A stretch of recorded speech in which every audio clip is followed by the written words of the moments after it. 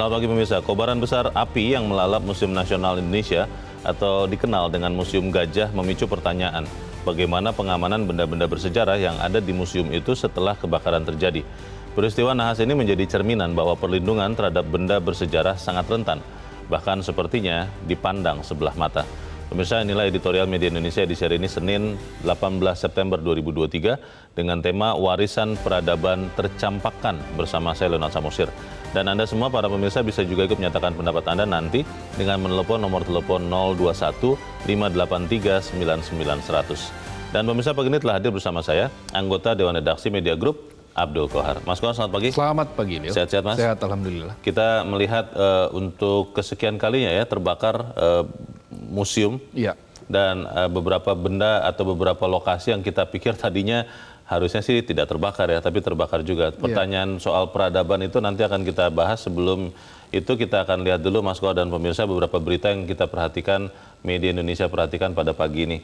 Yang pertama ini berita menggembirakan, Mas Kohar, dari ajang Hong Kong Terbuka 2023 bulu tangkis, skuad Indonesia meraih 2 gelar. 2 gelar ini dari tadinya potensinya berapa ini, Mas Kohar? Dari 3 ya. Yang masuk ke final 3, ada ganda putri, ada ganda putra, dan ada tunggal putra. Hanya ganda putra yang gagal meraih juara. Oh, peringkat satu ya? Peringkat pertama ya. Dan mereka kalah oleh pasangan Denmark. Jadi berada di peringkat 2. Tetapi ini juga sekaligus kabar gembira karena setelah beberapa saat kemarin kan kita agak paceklik gelar nih di BWF Tour kan. Oke. Nah, Hong Kong Terbuka ini biasanya, khususnya misalnya tunggal putra, itu juaranya kalau nggak dari Malaysia, dari Korea, ya kemudian dari Hong Kong. Nah, sekarang Indonesia mampu tampil dengan mengalahkan dari Jepang. Jonathan ya? Jonathan Christie mengalahkan Kenta Nishimoto. Kemenangan Jonathan di tunggal putra itu sekaligus membuat skor antara Jonathan versus Kenta itu menjadi imbang. 8-8 dari 16 pertemuan. 8 kemenangan untuk Kenta Nishimoto, 8 kemenangan untuk Jonathan Christie. Nah, sedangkan bagi pasangan Apriani Rahayu dan Siti Fadia Silva Ramadanti, ini adalah gelar pertama mereka di tahun 2023. Jadi Hong Kong Terbuka ini, dan ini ada harapan besar lah. Setelah ini kan minggu depan sudah memasuki Asian Games. Nah, para jawara ini yang memenangi Hong Kong Open ini akan ikut terjun dalam turnamen Asian Games. Ya, kita ingat di turnamen Asian Games di Jakarta 2018 lalu, Jojo meraih medali emas. Nah, apakah akan bisa mengulang itu setelah Hong Kong? Nah, ini menjadi amunisi lah, energi positif dari Hong Kong Open ini ke menuju Asian Games. Baik, kita ikut bergembira dan tentunya kita harapkan di event-event berikutnya yang paling dekat Asian Games kita juga bisa mengibarkan bendera merah putih ya, Mas Kohar. Kita ke berita selanjutnya. Ini headline Media Indonesia untuk hari ini menjadi antitesis dari berita yang baru saja kita bahas ini. Moralitas politik jadi titik masalah. Kalau di ajang olahraga semua orang berjuang begitu rupa dengan semangat sportivitas, tapi ternyata kalau menurut berita ini moralitas politik menjadi pertanyaan juga. Bagaimana, Mas Kohar? Ya, kita ini berjalan dalam alam demokrasi, tetapi sayangnya pelembagaan demokrasinya belum sempurna. Kita masih dalam kategori cacat demokrasi ya, fault demokrasi, karena ternyata instrumen-instrumen yang melengkapi demokrasi ini masih belum menyentuh hal-hal substansial. Demokrasi itu kan mestinya dilambari oleh etika, dilambari oleh moralitas yang sangat tinggi untuk memelihara kepercayaan. Tetapi faktanya kan banyak sekali pelanggaran, hal-hal yang secara etis dan secara moral sebetulnya tidak patut dilakukan, diterjang begitu saja. Nah, cilakanya aparat yang berwenang untuk menegakkan hukum ya seolah tutup mata kan begitu. Nah, itu yang dikritisi oleh berbagai kalangan. Ada pegiat pemilu, ada mantan komisioner KPU, lalu ada juga lembaga pengawas pemilu yang semuanya memprihatinkan bagaimana situasi politik kita yang lebih mengedepankan sikap-sikap pragmatis ketimbang sikap-sikap etis. Contohnya azan di sebuah televisi swasta yang ternyata tidak tersentuh hukum sama sekali.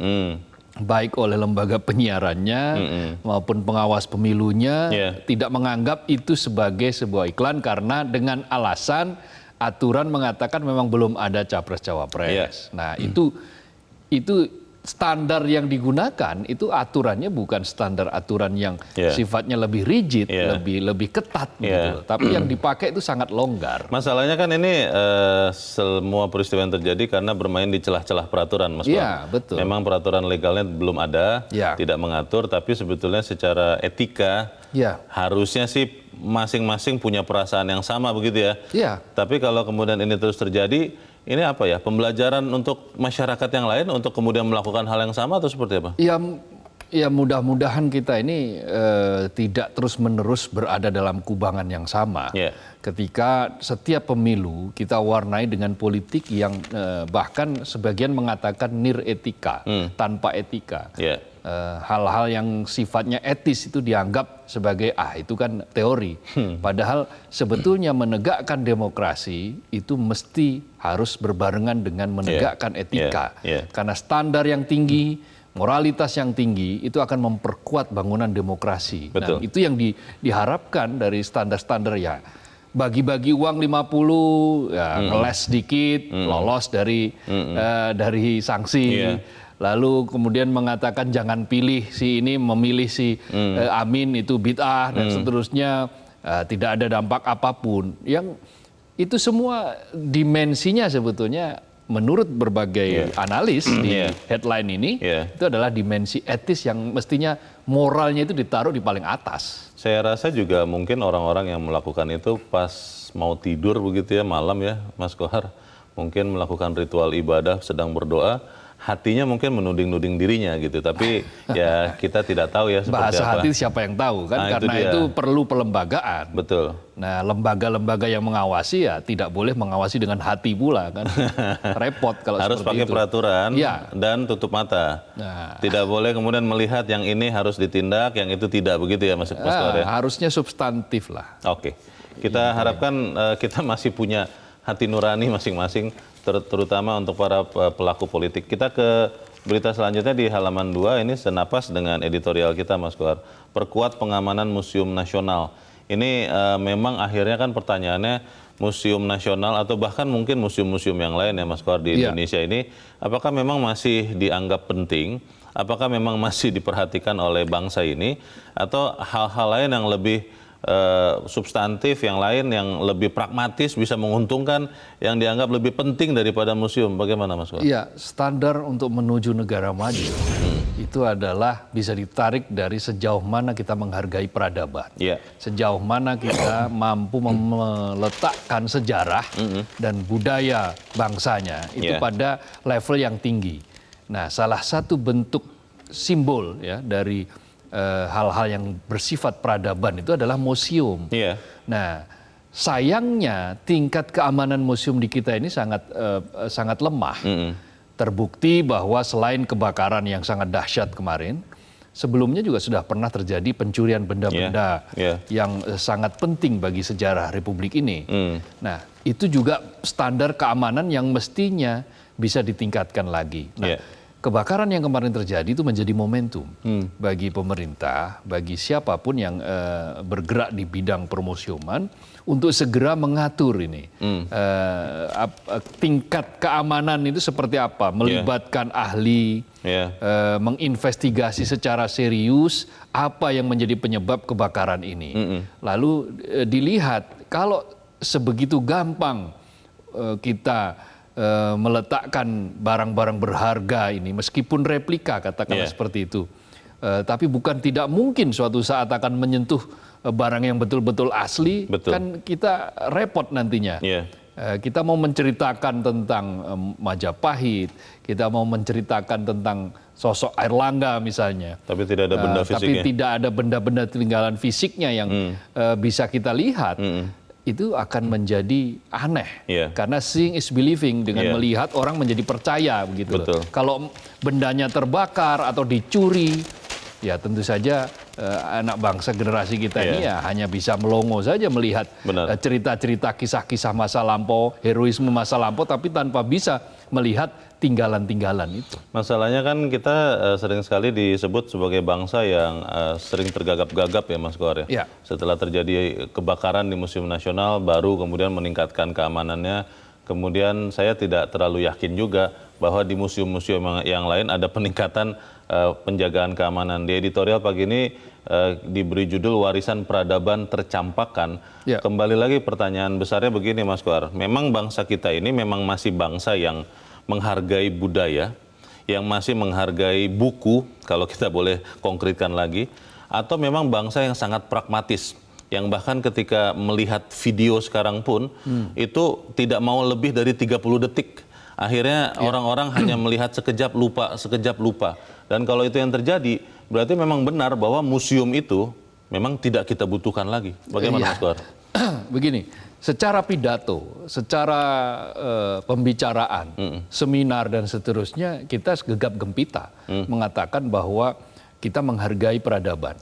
Kita ingin menjadi negara yang maju, yang menjunjung tinggi peradaban, yang menjunjung tinggi warisan benda maupun warisan sejarah, yang apakah itu yang dalam bentuk literasi buku atau itu dalam bentuk benda-benda bersejarah yang disimpan di museum atau lukisan-lukisan, yang semuanya itu ketika pidato, ketika seminar, ketika di dalam meja-meja ruang-ruang pendidikan, kita dihantarkan pada psikologi, dibangun psikologi bahwa kita ini sangat peduli terhadap hal-hal seperti itu, sangat menghargai tinggi hal-hal seperti itu. Tetapi faktanya yang terjadi kita tahu sendiri, kita mencampakkan dan tidak ada upaya yang sangat serius bagaimana untuk menghidupkan museum. Alih-alih menghidupkan, yang terjadi justru menganggap itu sebagai remeh-temeh, sehingga ya katakanlah tragedi kebakaran itu terjadi. Anggaran yang senantiasa dikalahkan oleh kepentingan-kepentingan lain yang lebih pragmatis, yang mestinya tiap-tiap daerah yang punya museum itu dia juga punya anggaran khusus untuk itu, untuk museum itu, dan kemudian menghidupkan secara serius sebuah museum sehingga dia menjadi tempat yang dikunjungi. Pertanyaan besarnya kan itu ya Mas Kohar. Kita tahu betul bahwa di APBN itu 20% itu wajib untuk pendidikan. Mestinya kan kebudayaan ini termasuk di dalamnya. Nomenklaturnya. Lalu kalau kita melihat museum, Mas Kohar, di Jakarta saja, museum-museum itu dalam kondisi mengenaskan, banyak sekali yang kita lihat, debunya saja tidak bisa dibersihkan. Pertanyaan besarnya lagi, kembali lagi, apakah memang kita masih mau menjadi bangsa yang beradab, atau jangan-jangan kita mulai menjadi bangsa yang biadab? Kita akan bahas itu Mas Kohar, dan pemirsa, inilah editorial Media Indonesia untuk hari ini, Senin 18 September 2023, Warisan Peradaban Tercampakkan.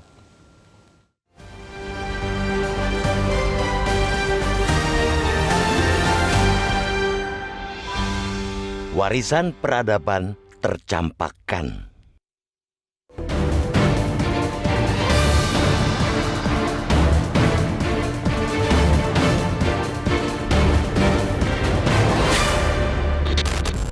Kobaran besar api yang melalap Museum Nasional Indonesia atau dikenal Museum Gajah memicu pertanyaan bagaimana pengamanan benda-benda bersejarah yang ada di museum itu setelah kebakaran terjadi.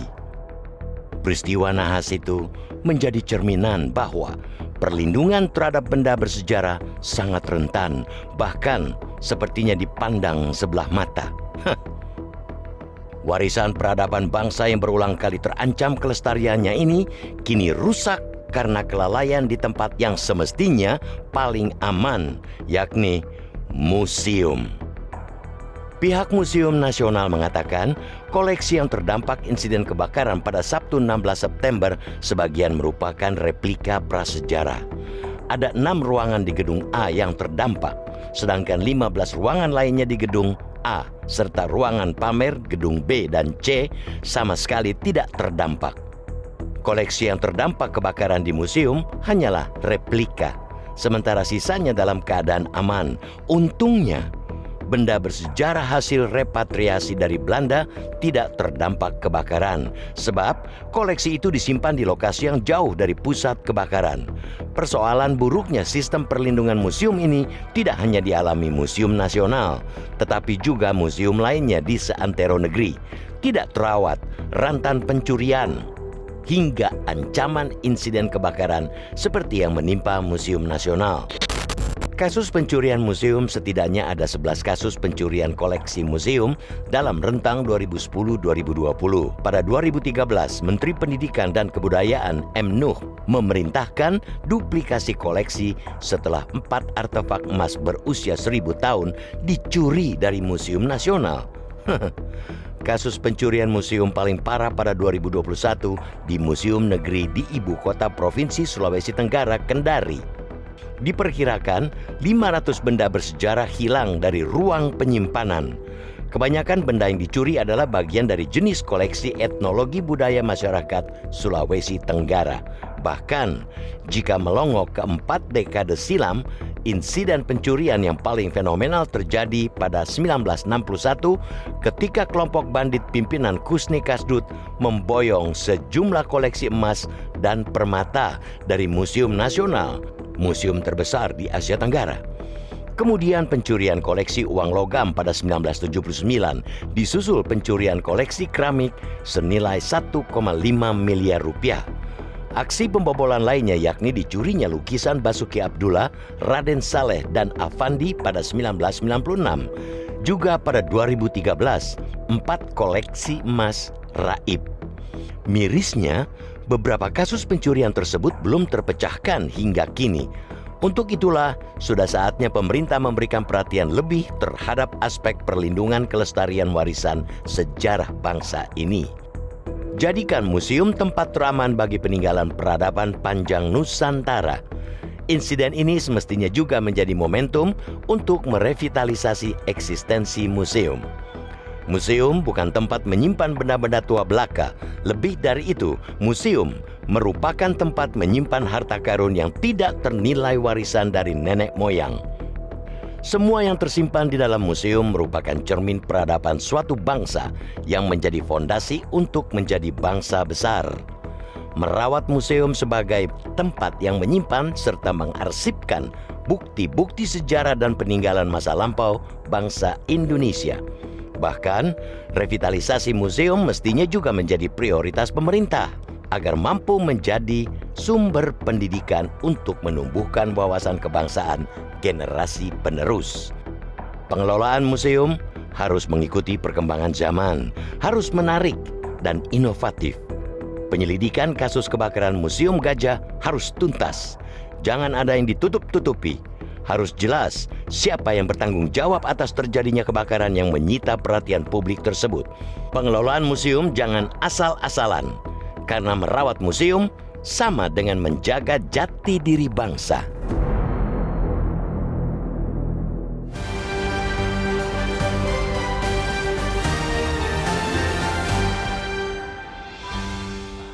Di bagian berikut Anda bisa ikut menyatakan pendapat Anda, pemirsa. Untuk saat ini tetaplah bersama kami.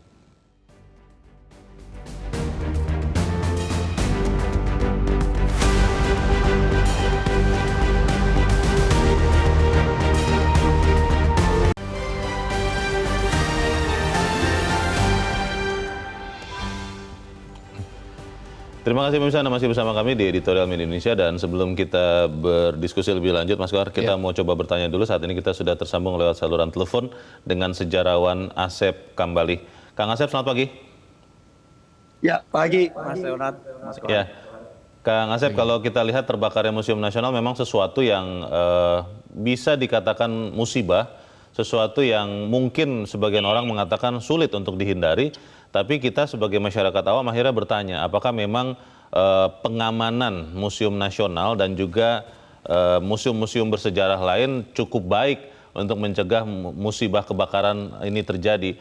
Pertanyaannya Kang Asep, kalau yang Anda tahu, apakah memang kita benar-benar memperhatikan situs museum-museum tempat penyimpanan benda-benda bersejarah ini? Atau jangan-jangan kita bisa lihat nanti tidak lama lagi setelah Museum Nasional ada lagi yang terbakar begitu, Kang Asep? Bagaimana, Kang? Ya, memang kalau dari segi kepedulian masyarakat terhadap museum, ya ini juga Ah, tidak terlepas dari kepedulian negara ya. Jadi, nah sejauh ini memang kita secara hukum belum mm-mm. punya undang-undang tentang museum. Yang pertama, Oh, yang kedua kita juga belum punya lembaga khusus seperti Dewan Maritim, Dewan mm-mm. Ekonomi, Dewan Museum juga belum ada ya. Oke, Gitu. Jadi memang secara kebijakan kelembagaan museum ini masih belum jelas, apalagi awal Januari 2020 Direktorat mm-mm. Museum itu dibubarkan ya. Mm. Gitu. Jadi em, di negara ini museum budaya sejarah itu hanya lip service gitu ya, hanya Mm. diplomasi berupa omongan gitu, belum terbentuk secara Iya, kebijakan. Nah, maka sebenarnya pengalaman saya menjadi tim penilai standarisasi museum keliling iya, Indonesia tahun 2017, itu memang standar keamanan museum itu masih jauh diharapkan. Selain oke, berbahaya bagi pengunjung gitu ya, iya. itu juga berbahaya bagi pegawai dan koleksi-koleksi yang ada di dalamnya. Nah, Kang Asep, kebakaran museum juga iya, bukan sekali terjadi sebenarnya. iya. Museum Bahari 2018 yang paling anyar ya, Hmm. dan museum-museum lain di Sumatera begitu. Oke, Kang Asep, Ya. ini kan museum-museum ini kan sebenarnya di bawah Kementerian Pendidikan dan Kebudayaan ya. Kalau kita Hmm. lihat setiap tahun APBN, anggaran pendapatan dan belanja negara, 20% itu harus setidak-tidaknya minimal diberikan untuk pendidikan, tentunya juga untuk museum. Tapi pertanyaannya, museum kebagian tidak sih dari 1/5 belanja pemerintah atau negara setiap tahun itu, Kang Asep? Ya, sebenarnya kalau tidak salah ada ya sekitar ada namanya dana Indonesiana, ada dana khusus, dana alokasi khusus ya untuk Hmm, museum gitu. Tetapi hmm, memang yang saya sangat concern adalah saat ini di dalam nomenklatur Undang-Undang Pemajuan Kebudayaan itu ya. sejarah dan museum nomenklaturnya tidak ada. Maka direktoratnya dibubarkan, Direktorat Sejarah dan Museum gitu kan. Nah, Oh, jadi direktorat-direktorat yang ada ini tidak langsung mengurusi museum, tetapi oh, dengan istilah-istilah yang menurut saya tidak tepat pada akhirnya begitu. ya, Dan maka ya. ada program. Jadi kalau ada hari sejarah, Indonesia itu punya hari sejarah. Hmm. Indonesia juga punya hari museum tanggal 12 Oktober nanti. Itu Oh, nyaris tidak ada kegiatan di dalam pemerintahan ini gitu terhadap hmm, museum dan sejarah. Nah, hari oke. sejarah tanggal 14 Desember, hari museum tanggal 12 Oktober. Nah, kemudian ada Pekan Kebudayaan Nasional. Ini juga tidak Ya, ada sejarah, tidak ada museum, yang ada pertunjukan-pertunjukan gitu, hmm, performance. Nah, jadi hmm, kebudayaannya itu yang diambil bukan museumnya, tetapi bukan lembaga oke. museum dan museumnya juga sejarah, tapi Baik, lebih kepada kegiatan-kegiatan seremonial, ya, Kang Asep, kegiatan-kegiatan formal. Ya. kalau saya mengatakan bahwa sebetulnya sekarang berarti Indonesia, bangsa Indonesia sudah tidak butuh museum lagi. Kita mungkin butuh tempat pelatihan untuk membuat video yang durasinya 30 detik atau 1 menit karena itu yang katanya sekarang disukai anak muda begitu rupa, tidak begitu suka baca, tidak begitu suka melihat benda-benda fisik bersejarah. Itu benar atau salah, Kang Asep? Ya, memang kecenderungan anak muda masa sekarang itu lebih menyukai konten yang sepele, yang simple, ya, Yang instan yang ya? tidak perlu berpikir, yang Hmm, instan gitu. Nah, maka hmm, sebenarnya itu sesungguhnya menciptakan generasi yang otaknya juga kecil, ya, generasi yang otaknya dangkal, generasi hmm, yang kemudian mudah diadu domba gitu, karena dia tidak iya, paham tentang sejarah dan masa lalunya. Nah, museum sebenarnya sumber belajar yang menurut saya paling efektif. Tetapi hmm, karena tadi cara kita mengurusi museum dengan kebakaran seperti ini kan menunjukkan bahwa kita sebenarnya baik ya, negara ataupun pemerintah ataupun masyarakat kita ini tidak mampu mengelola budaya dan baik. sejarah bangsa. Kang Ketika Asep, datang koleksi dari Belanda belum lama ini kan juga iya, ini mengkhawatirkan ya gitu, iya. Kang Asep, menakutkan. pertanyaan terakhir saya, ini kan mumpung tidak lama lagi kita akan pemilu ya, kita akan melihat pergantian Hmm, hmm, pemerintahan. hmm, Kalau Anda hmm. sebagai sejarawan, masih optimis tidak Kang Asep? Masih punya pengharapan tidak bahwa pemerintahan yang baru nanti akan benar-benar juga memperhatikan museum, supaya kemudian kita benar-benar menjadi bangsa yang berbudaya bukan hanya di bibir, tapi benar-benar kita lakukan, Kang Asep? Betul. Jadi saya punya mimpi bahwa nanti akan ada undang-undang sejarah sehingga kemudian bisa dilahirkan namanya Dewan Sejarah Nasional. Banyak sejarah yang kontroversi sampai hari ini belum bisa diluruskan. Yang kedua, ada namanya pemerintahan sekarang itu sebenarnya saya pernah diundang awal tahun ini itu merumuskan RUU Permusiuman gitu. Tetapi saya pesimis itu bisa terwujud di periode kepemimpinan pemerintahan sekarang. Nah, saya bermimpi di periode kepemimpinan mendatang siapapun itu bisa mewujudkan undang-undang permusiuman sehingga Dewan Museum Indonesia atau Dewan Museum Nasional nantinya bisa terwujud dan anggaran APBN bisa diprioritaskan, kemudian program bisa digalakan dan seterusnya. Begitu. Kita harapkan itu yang bisa terjadi. Untuk saat ini terima kasih sejarawan Asep Kambali sudah mencerahkan kami. Selamat pagi Kang Asep. Pagi. Terima kasih. Mas Kohar, itu tanda tanyanya ketika kita tidak punya aturan yang mengatur soal sejarah, soal museum. 12 Oktober tadi Kang Asep katakan Hari Museum, saya baru tahu sekarang jujur, saya juga lalai. Pertanyaannya adalah apakah kemudian memang benar kita masih mau menghargai warisan peradaban ini, kita masih mau menjadi bangsa yang beradab, atau jangan-jangan tanpa sadar kita mulai jadi bangsa yang biadab? Ya, keberpihakan itu ditunjukkan oleh aksi. Perjuangan itu kata Rendra adalah pelaksanaan kata-kata. Pelaksanaan kata-kata. Pelaksanaan kata-kata itu perjuangan namanya. Kalau orang hanya berkata-kata itu belum bisa dikatakan berjuang. Jadi ketika kita berkata-kata bahwa peradaban harus ditinggikan, Indonesia segera menuju negara maju. Indonesia akan negara besar dan seterusnya. 2045 generasi emas, Indonesia emas, 100 tahun Indonesia merdeka. Tetapi kalau jejak menuju ke situ tidak pernah diwujudkan dalam aksi nyata, maka itu bukan perjuangan. Itu hanya retorika yang, ya retorika itu hanya dijadikan sebagai glorifikasi sesaat. Tidak menjadi aksi yang permanen, tidak ada peta jalan yang jelas, dan akhirnya nasibnya nanti akan terkatung-katung. Nah, itulah mengapa misalnya kita membutuhkan tadi dikatakan undang-undang tentang permusiuman. Kita membutuhkan Dewan Museum Nasional yang akan mengurusi hal-hal yang terkait dengan kemusiuman. Di negara-negara maju, negara-negara yang jelas, itu penghargaan terhadap sejarah, terhadap benda-benda sejarah, sangat terhadap serius. Kebudayaan itu sangat-sangat serius. Dan mereka ini mampu menjadikan sesuatu yang serius itu menjadi menarik. Betul. Nah, persoalannya di kita ini sudah serius, dibikin tidak menarik, lalu tidak ada yang merawat, bahkan asal-asalan, ya akhirnya kita menyaksikan seperti ini. Keamanannya ceroboh gitu kan, lalu kebakaran, dan ketika kebakaran kita baru tergagap-gagap semua.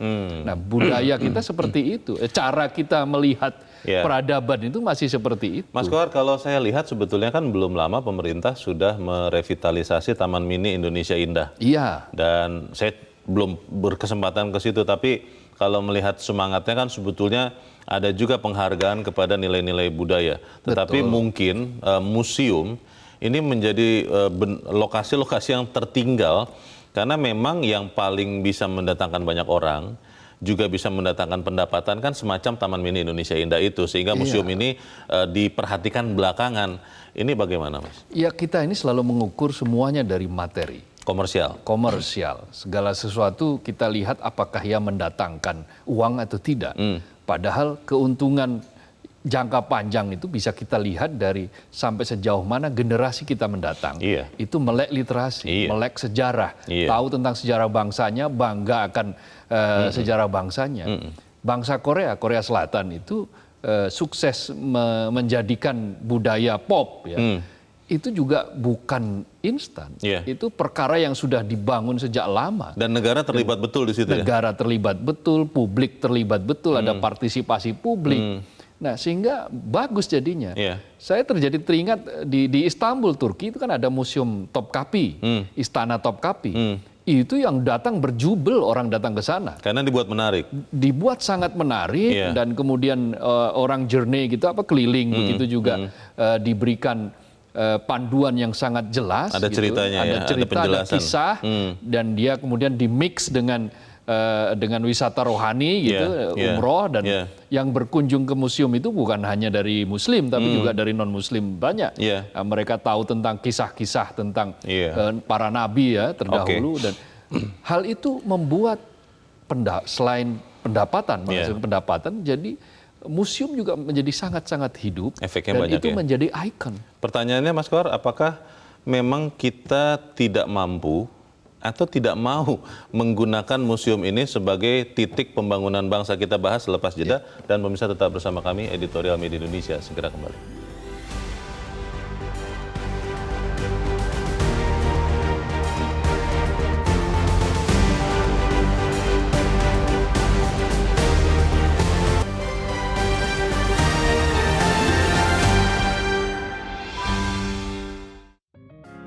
Media Indonesia mengajak Anda untuk mengakses fitur premium e-paper. Dengan sajian konten berbasis intelektual dan meneguhkan kebangsaan, Media Indonesia tampil dengan lebih dinamis melalui e-paper Media Indonesia yang dapat Anda akses kapan saja, di mana saja.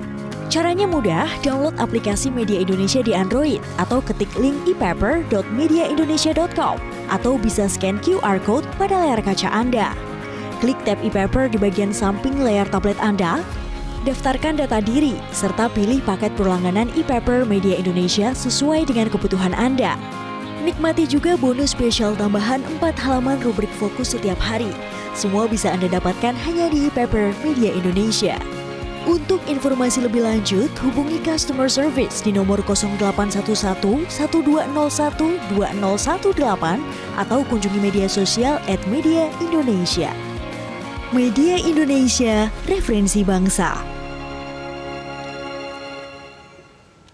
Terima kasih Anda masih bersama kami di Editorial Media Indonesia. Mas Kohar, kalau saya ingat pengalaman melihat Museum Smithsonian di Amerika Serikat, itu sangat besar, sangat bersih, sangat jelas, dan harganya juga sangat murah, bahkan beberapa gratis, dan informasinya sangat informatif.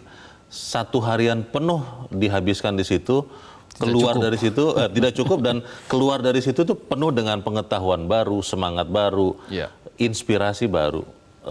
Apakah kemudian saya hanya bisa bermimpi di Jakarta akan ada museum seperti itu? Sebetulnya potensi untuk itu ada, kayak Museum Gajah, Museum Nasional. Itu kalau kita lihat tracknya setelah COVID, waktu COVID kan memang jatuh. Ya, hanya ada 3.000 dalam 1 tahun pengunjung. Lalu setelah COVID selesai tahun 2022, tahun kemarin, itu pengunjungnya sudah 400.000, mendekati 400.000. 400.000 kurang sedikit lah, tidak kurang dari 1.000. Artinya kan berarti potensi tracknya sebetulnya orang untuk mengunjungi museum itu masih tinggi. Ada, potensinya besar. Potensinya besar. Tinggal bagaimana menjadikan potensi ini menjadi kenyataan kunjungan dengan hal-hal yang menarik, hal-hal yang baru. Misalnya diceritakan tentang repatriasi, bicara tentang Pangeran Diponegoro, misalnya pusaka Pangeran Diponegoro, meskipun itu dalam bentuk replika, orang akan sangat melihat itu. Bicara tentang Fathahillah, misalnya Jakarta, bagaimana tentang daerah-daerah lain lah. Setiap titik di Republik ini punya sejarah. Itu punya sejarah dan harusnya bisa dan menarik, unik, dan itu menarik gitu. Kita akan bertanya juga Mas Kohar kepada pemirsa Metro TV, bagaimana pemirsa Metro TV melihat warisan peradaban ini. Kita sudah terhubung dengan pemirsa Metro TV di Jambi. Ada Pak Ramadan. Pak Ramadan, selamat pagi. Selamat pagi, Assalamualaikum warahmatullahi wabarakatuh, Pak Leo. Waalaikumsalam warahmatullahi wabarakatuh. Bagaimana Pak Ramadan? Tercampakkan. Silakan Pak.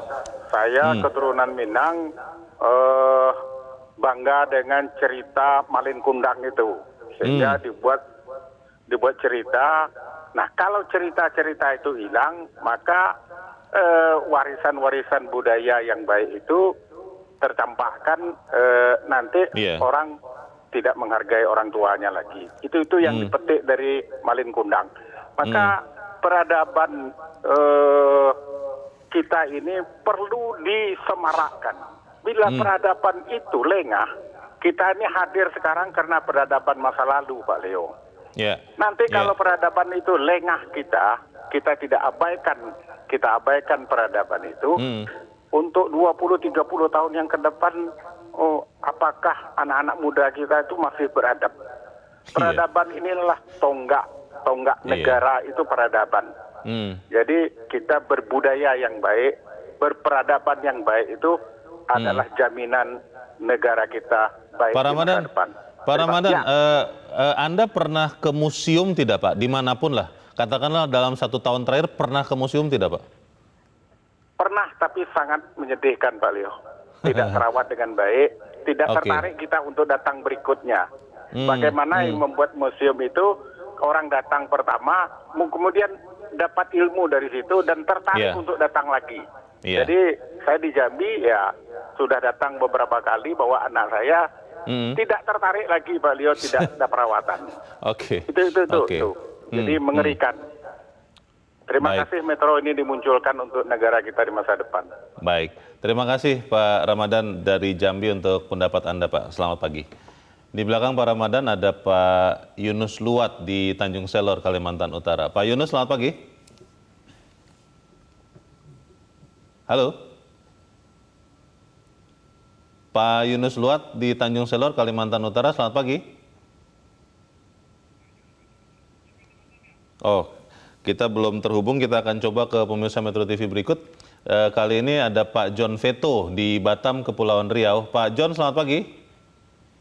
Selamat pagi, Bung Leo. Selamat pagi, Mas Kohar. Salam sehat selalu. Ya.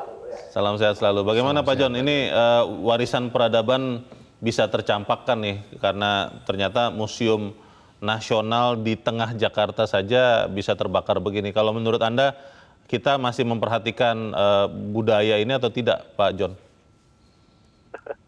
Inilah Bung Leo, Mas Kohar, memang ini kita betul-betul dilematis. Kenapa semua dilematis? Satu sisi kita berpayah-payah ya, nggak tanggung kita mengambil benda-benda sejarah kita yang dibawa oleh Belanda. Belanda sana dan kembalikan sebagian, malah masih ada lagi ribuan di sana. Kita dengan biaya besar, dengan upaya diplomatik di sana, tapi sampai di Indonesia, sampai di negara di sini, ini diabaikan. Saya sangat setuju kata Bang Kohar tadi sama saudara. Ini kita nih beradab tapi biadab jadi.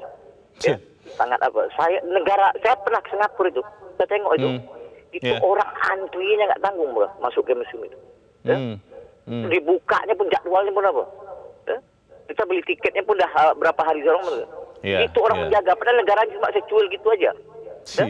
Apalah yang ada di museum Singapura itu? Ada sejarah apa yang apa? Nah, kita tahu peradabannya kita kan apa. Tapi Indonesia ini kan banyak benda sejarah dia. Ada berapa provinsi, berapa daerah. Tapi kita abai. Terbakar ini. Ini memang menyedihkan betul. Saya kaget lagi tadi ini dari Bapak apa tadi ini. Kita lihat tak ada tak ada sedikit pun tak ada yang mengawasi. Pak John, jadi ini ada apa? Ya. Kalau Anda sendiri masih tertarik tidak Pak? Kalau memang ada museum yang bagus, yang bisa sangat informatif, bisa menggembirakan, bisa menginspirasi, Anda masih mau datang tidak Pak John di Indonesia? Ya mau lah Bung Leo ya. Dia bangsa yang tidak beradab, dia bangsa melupakan sejarah. Bangsa melupakan benda-benda sejarah ada. Itu tidak beradab, hilang karena contohnya lah beliau Sumatera Barat aja lah. Ya, berbondong-bondong orang ke pantai itu, Pantai Erbang itu, cuma menengok batu melengkundang, museum alam, situ-situ alam itu. Jadi lagi itu dampaknya sangat bagus kalau orang durhaka orang tua dia akan disembah jadi batu. Begitu juga di daerah lainnya. Jadi ini kita memang kacau Republik ini kalau begini ini. Bagaimana kita nak masuk ke 1.0 itu? Bagaimana kita? Itu aja. Terima kasih banyak. Baik, terima kasih Pak John Veto di Batam, Kepulauan Riau. Selamat pagi Pak. Memang akhirnya setelah kejadian ya Mas Kohar terbakar begitu, kita baru terperangah, lalu kita bertanya-tanya, lalu melihat lagi bagaimana sistem keamanan dari museum-museum yang ada. Kalau kita lokalisir di museum. Tapi kalau saya boleh kaitkan belum lama, itu Bromo itu terbakar juga.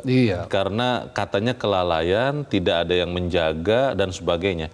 Pertanyaannya, apakah kita memang bangsa yang tergagap-gagap, yang selalu menseriusi sesuatu, kalau sudah kehilangan dulu, Atau bagaimana nih Mas? Iya, kita sebetulnya dari waktu ke waktu dituntut untuk memperbaiki diri, meningkatkan derajat kepedulian kita, meningkatkan tingkat responsibilitas terhadap peristiwa-peristiwa yang ada. Tetapi sayangnya cara kita menghadapi persoalan itu masih gaya-gaya pemadam kebakaran. Ya ini kebetulan kebakaran beneran yang memang harus dipadamkan. Tetapi cara yang sifatnya gerabak-gerubuk itu masih sangat terlihat. Tidak ada konsistensi dari waktu ke waktu bagi kita untuk menaikkan apa yang akan menjadi keunggulan peradaban kita. Yang kita menuju negara maju itu apa dan seperti apa. Itu kan mestinya jejaknya sudah terlihat dari sekarang. Bagaimana kita mempelajari sejarah, bagaimana kita melihat kehebatan-kehebatan manusia Indonesia masa lalu ketika masih namanya Nusantara. Bagaimana kita mampu membuat kapal bangsa ini diperhitungkan. Lalu kemudian di masa kolonialisme kita negara kita ini bangkit, bagaimana rakyat itu berpartisipasi dengan sangat luar biasa. Semuanya bisa terjadi apabila kita melek literasi. Dan literasi itu salah satu diantaranya adalah dari museum. Tadi dikatakan bahwa kita ini sedang menuju kepada pendangkalan. Justru itu yang sebetulnya memang terjadi sekarang ini. Bahkan ada yang menyatakan bahwa kita ini menuju matinya kepakaran.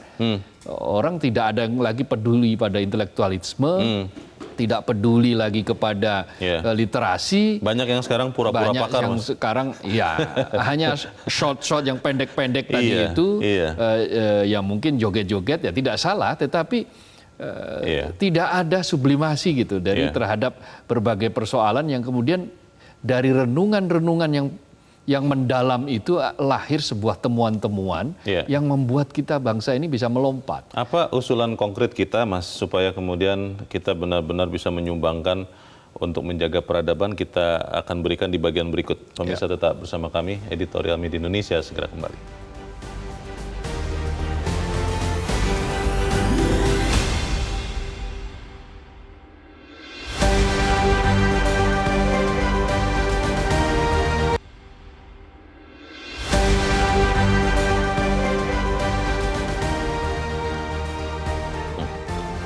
Terima kasih Anda masih bersama kami pemirsa, dan kita ada di bagian akhir diskusi kita pagi ini. Mas Kohar, sering terjadi peristiwa seperti ini, kita gegap gempita, tapi di ujungnya kita tidak tahu ada perbaikan atau tidak. Kalaupun ada perbaikan itu sesuatu yang temporer yang tadi Mas Kohar katakan. Bagaimana kita memastikan bahwa terbakarnya Museum Nasional ini diikuti dengan perbaikan yang permanen? Ya, kuncinya ada pada institusionalisasi, dan kita ini lemah dalam yang institusionalisasi ini, karena institusionalisasi ini akan memastikan bahwa negara ini berjalan sesuai dengan sistem di bidang apapun, di bidang politik, di bidang demokrasi, di bidang ekonomi. Institusionalisasi politik, demokrasi, ekonomi itu akan melahirkan kemajuan. Begitu pula dengan institusionalisasi budaya yang disistemkan, bagaimana budaya ini mendapatkan perhatian yang setara dengan bidang-bidang yang lain. Caranya ya satu, bentuklah undang-undang. Undang-undang tentang permuseuman. Tadi ada rekomendasi Dewan Museum Nasional, karena sudah saatnya kita memiliki museum dalam jumlah yang sangat banyak. Lebih banyak dari tadi disebutkan Singapura, Hong Kong, beberapa negara tetangga kita. Ini kalah museumnya banyaknya dari Indonesia. Tetapi berapa banyak dari museum itu yang terawat? Berapa banyak dari museum itu yang tingkat keamanannya, standarnya standar tinggi? Kita bisa hitung dengan jari. Belum lagi kepedulian publik. Jangankan kok dibanderol tiket murah, dibayari untuk masuk museum pun enggan. Ya, karena memang orang kemudian melihat tidak ada yang menarik terhadap museum. Karena atau butuh berpikir juga. Ya, perlu revitalisasi museum. Museum bukan sekadar tempat menyimpan benda-benda kuno. Jadi museum juga tempat berinteraksinya orang-orang. Tempat orang untuk betul-betul melihat, oh ternyata memang Indonesia ini bangsa besar. Oh Indonesia ini bangsa yang beragam, penuh dengan kekayaan yang luar biasa. Ini bisa kita lihat dari museum. Di situ ada tempat orang untuk bisa bersantai, mungkin juga sambil menyantap kuliner-kuliner khas, misalnya seperti itu. Intinya proses revitalisasi museum itu juga menuju pada kreativitas di dalam menawarkan bagaimana museum itu mestinya dijalankan. Nah, titik ini, kebakaran yang terjadi kemarin itu, peristiwa kemarin itu mestinya menjadi momentum penting bagi pemerintah terutama, bagi stakeholder untuk tadi itu pelembagaan, bagaimana museum itu punya aturan, punya undang-undang, punya dewan yang mengawasi, yang mengampu, lalu direvitalisasi. Perbaikan itu bisa dilakukan di saat ini atau harus tunggu pemerintahan yang baru? Ya harusnya sih kita bisa melakukan saat ini, meskipun untuk undang-undang sepertinya pesimistis. Kita bisa melihat nanti karena waktunya sangat pendek. Tetapi paling tidak spirit untuk menuju ke sana mestinya bisa dimulai. Betul. Katanya kan kita mau juga keberlanjutan. Nah kalau kita mau keberlanjutan ya lanjutkan kita menuju negara yang maju itu dengan cara memajukan peradaban. Karena itu titik mula kita sebuah bangsa menjadi bangsa yang betul-betul maju dan bermartabat. Baik, kita aminkan itu dan semoga apa yang terjadi ini menjadi pelajaran berharga dan kita bisa menjadi lebih baik. Mas Abdul Qahar, terima kasih sudah hadir tempat ini. Selamat pagi, Mas. Selamat pagi, Leo. Pemirsa, penyelidikan kasus kebakaran Museum Gajah harus tuntas. Jangan ada yang ditutup-tutupi. Harus jelas siapa yang bertanggung jawab atas terjadinya kebakaran yang menyita perhatian publik ini. Pengelolaan museum jangan asal-asalan, karena merawat museum sama dengan menjaga jati diri bangsa. Saya Leonard Samosir, terima kasih Anda sudah menyimak editorial Media Indonesia untuk pagi ini. Terus jaga kesehatan Anda, terus jaga nurani Anda. Selamat pagi, sampai jumpa.